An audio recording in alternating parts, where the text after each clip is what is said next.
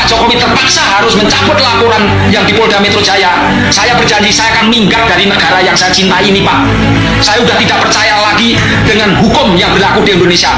Ada orang yang sudah dihina, ada orang yang sudah dicemarkan nama baik, tetapi malah mengalah. Saya tidak akan percaya itu.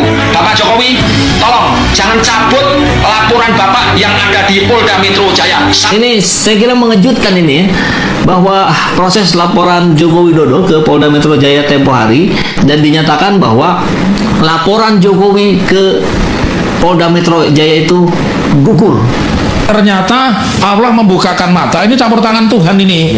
Tiba-tiba KPU bisa menunjukkan.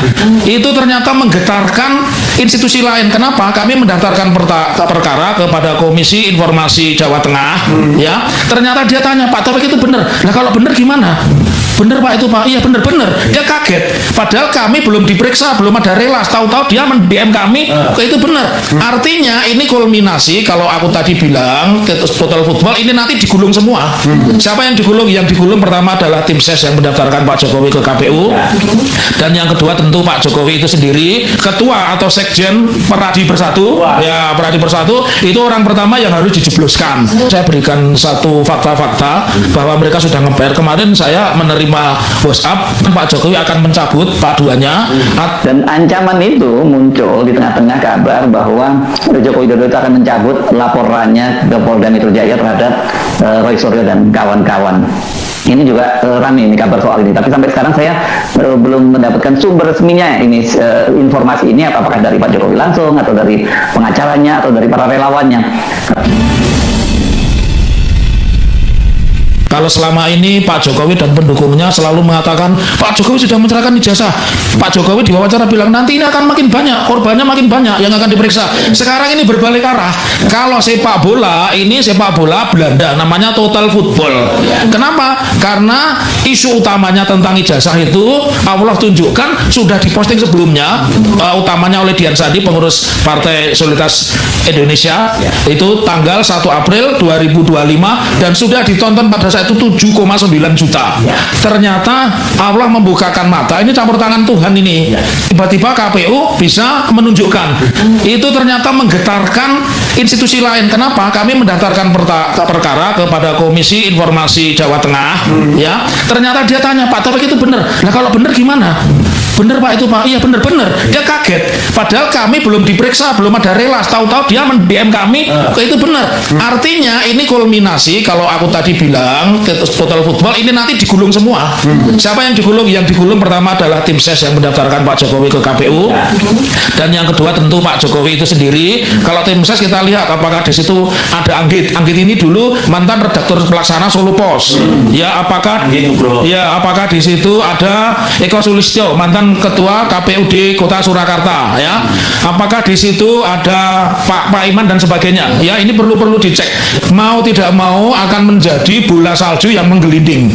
Oke ya, dan ini menurut analisa saya, analisa politis dulu baru nanti bicara analisa hukum. Analisa politis saya ini tentunya kalau fair nanti dengan fakta-fakta ini kemudian menjadi bukti pidana, maka akan kena kepada semua orang. Nah, jadi kita menganalisa pada akhirnya apakah itu rektor UGM, apakah wakil rektor UGM, apakah itu dekan Fakultas Kehutanan UGM, dan terutama itu ketua atau sekjen Peradi Bersatu. Ya, Peradi Bersatu itu orang pertama yang harus dijebloskan. Sama bukan bonus. Plusnya satu, plusnya adalah Sylvester Matutina. Jebloskan lagi karena dia dua pidana. Pidana yang pertama belum selesai, napi. Yang kedua pidana baru yang mengatakan 99% Roy Suryo dan kawan-kawan masuk. Lalu yang kedua, karena di situ sudah dipublikasikan dan sumbernya sama, berarti semua orang yang kemarin mengatakan bahwa ini benar, ini asli, dan mengatakan Roy Suryo, Tifa, dan Rismon itu sebagai menyebarkan kabar bohong, merubah data. Saya meyakini hal inilah yang sekarang kita bicara secara dari aspek pidana. Hal inilah yang mendasari kenapa Mabes Polri sejak 25 April ya sampai dengan hari ini tanggal 4 Oktober. Jadi kalau saya menghitung 6 bulan, Mei, Juni, Juli, Agustus, September, Oktober, ternyata tidak berkelanjutan walaupun ditekan oleh Ketua Peradi Bersatu. Dari fakta-fakta ini buat Termul dan siapapun yang bertanya kenapa Risma belum ditangkap, Rismon belum ditangkap, Roy belum ditangkap, Tifa belum ditangkap, ya karena memang tidak, polisi berhitung juga lawan mereka tidak bukan orang yang cemen, ya. Lawan mereka itu benar-benar alumni Bulak Sumur, Universitas Gadjah Mada, ya. Dan yang pasti mereka mendasarkan pada bukti-bukti ilmiah yang bisa dipertanggungjawabkan, antara lain buku ini. Walaupun saya sering bully, wah jualan bukunya nggak laku, yang beli ini pasti orang pinter dan punya duit karena bukunya nggak murah. Kalau buku kamu kan dibagi-bagi gratis, ya. Ini pasti yang beli ini pasti orang punya duit dan pinter. Jadi udah, kalau termol cebong kodok nggak mungkin mampu beli ini, ya kan. Nasi 10.000 mabuk aja dibela-belain sehat kok, ya. Oleh karenanya perkara ini harus berlanjut. Sekarang kepolisian hanya memiliki dua opsi, dan ini saya berikan satu fakta-fakta bahwa mereka sudah ngeper. Kemarin saya menerima WhatsApp, kemungkinan Pak Jokowi akan mencabut paduannya, atau kalau kita kutip pendapatnya salah satu ketua PSI, Bang Refli, siapa itu? Ahmad Ali, ya. Ya, Ahmad Ali kan mengatakan Pak Prabowo ini harusnya sudah mengambil alih ini. Ya, ini menunjukkan mereka dalam bahasa Betawi itu ngeper, ya. Dalam bahasa Betawi itu ngeper. Kalau bahasa Jawa itu ajur-ajir, ajur-ajir, maju tatu, hancur. Ya. Dan ancaman itu muncul di tengah-tengah kabar bahwa Joko Widodo itu akan mencabut laporannya ke Polda Metro Jaya terhadap Roy Suryo dan kawan-kawan. Ini juga ramai ini kabar soal ini, tapi sampai sekarang saya belum mendapatkan sumber resminya ini, informasi ini apakah dari Pak Jokowi langsung atau dari pengacaranya atau dari para relawannya. Tapi masuk akal juga kalau mungkin ada kabar semacam itu, karena dengan Roy Suryo memegang kopi ijazah asli yang di KPU, Pak, ini tentu situasinya buat Pak Jokowi ini tidak menguntungkan. Itu kalau dengan asumsi memang ijazahnya itu palsu seperti yang dikatakan oleh Roy Suryo. Roy Suryo kan selalu menyatakan 99,9% selalu menyatakan seperti itu. Dan juga orang kemudian kan sekarang ini mulai bertanya-tanya, kenapa Pak Jokowi ini kok sulit sekali untuk menunjukkan ijazahnya gitu, dan kenapa kok KPU kemarin mencoba menghalang-halangi akses publik untuk mendapatkan kopi ijazahnya Pak Jokowi khususnya, walaupun sebenarnya membuat aturan umumnya di KPU itu bahwa pokoknya dokumen ijazahnya calon presiden dan calon wakil presiden nggak boleh dibuka kepada publik. Aturannya kan gitu ya waktu itu ya. Sekarang kan itu sudah dibatalkan aturannya, dan itu yang memungkinkan kemudian Roy Suryo sekarang memegang ijazah aslinya itu ya, fotokopi ijazah aslinya. Sebenarnya yang mendapatkan fotokopi ijazah aslinya ini bukan Roy Suryo. Roy itu diajak oleh pengamat kebijakan publik Bonatua Silalahi, yang hari Kamis lalu dia mengambil fotokopi ijazah Jokowi dari KPU setelah dia mengajukan permintaan secara resmi ke KPU melalui email. Ya, halo teman, kembali lagi bersama saya di channel ini. Kita sudah menyaksikan teman-teman cuplikan video yang sangat menarik. Dan tentu teman-teman, sebelum kita berada lebih dalam isu panas hari ini, jangan lupa untuk berikan komentar kalian dan subscribe channel ini agar teman-teman tidak ketinggalan informasi menarik yang kita sampaikan.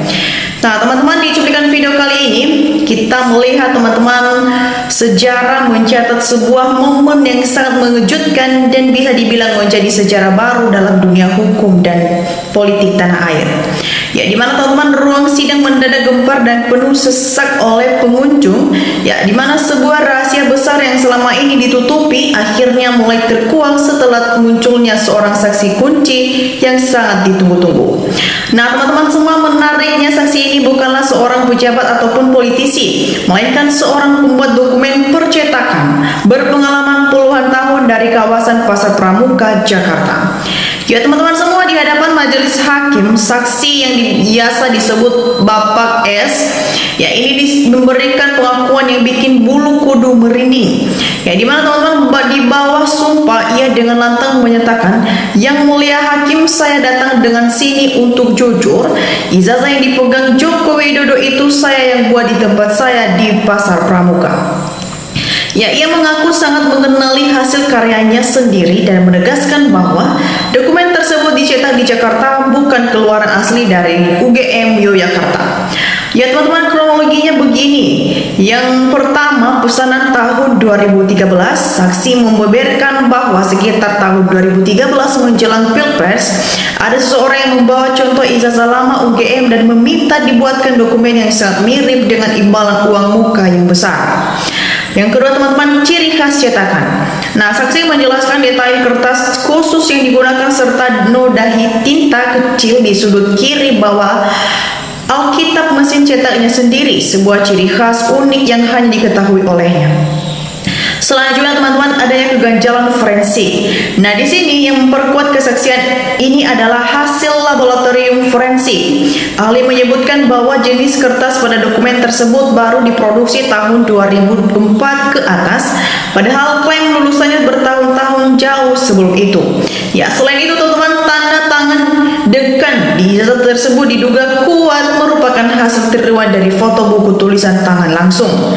Ya teman-teman, mendengarkan pengakuan yang begitu terperinci dan didukung oleh bukti fisik bisa kertas cetakan yang disimpan bertahun-tahun oleh saksi, ya kubu pembela pun hanya bisa bertunduk lesu dan tak mampu membantah lagi.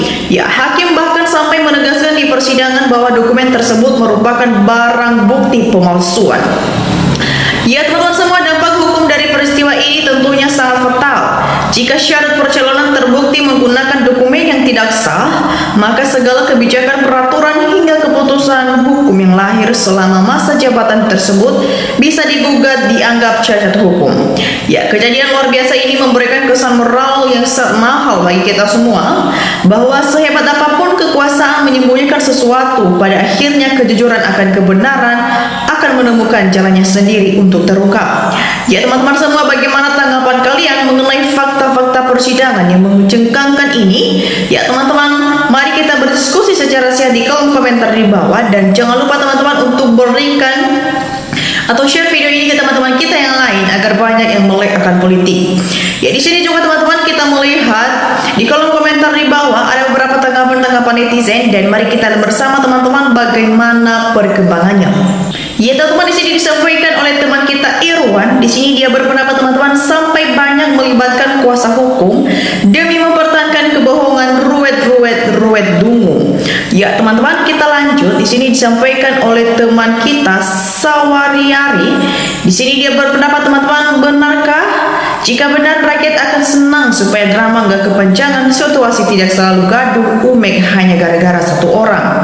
Ya teman-teman, kita lanjut. Di sini juga teman kita Morgo Tumo memberikan tanggapannya, segera tangkap Pak Hakim Jokowi, itu jelas ijazahnya palsu, dipastikan Jokowi tidak punya ijazah asli. Ya teman-teman, Mulyadi memberikan tanggapannya, pembela kebohongan tak ada satupun yang diseret ke meja hukum seperti Rektor UGM. Ya teman-teman, kita lanjut. Disampaikan oleh kita Musli memberikan tanggapannya, semoga menyala ini benar-benar menyala sampai kapanpun dan tidak pernah padam karena kezoliman para pejabat biadab. Ya teman-teman, kita lanjut. Nursida Barlian memberikan tanggapannya, kebohongan harus ditindak sesuai keadilan. Jokowi harus dihukum seadil-adilnya atas korban yang sudah menderita seperti Pak Bambang Tri dan yang lainnya, untuk pelajaran dunia pendidikan dan mafia penegak hukum. Ya teman-teman, kita lanjut. Tata Gretendra memberikan tanggapannya yang sangat luar biasa. Kurang bukti apalagi wahai para penegak hukum yang kami hormati dan kami bayar dari pajak kami. Sekalipun tanah kecil kami kering tidak bisa dipakai bercocok tanam, rumah kami rewat, namun kami tetap bayar pajak buat kalian untuk melayani kami. Ya teman-teman, kita lanjut. Bandel pun memberikan tanggapannya, seseorang pembohong akan dibela para pendusta, dikelilingi para penjilat, disanjung para pengkhianat, dan didoakan para orang-orang munafik, dan dikendalikan oleh iblis. Saya yakin tidak ada satupun manusia yang kebal sama hukum. Salam waras. Ya teman-teman, kita lanjut. Ferdinand Tio memberikan tanggapannya, sama siapa lagi kami rakyat miskin ini minta keadilan, kalau hakim aja mau disuap pusing.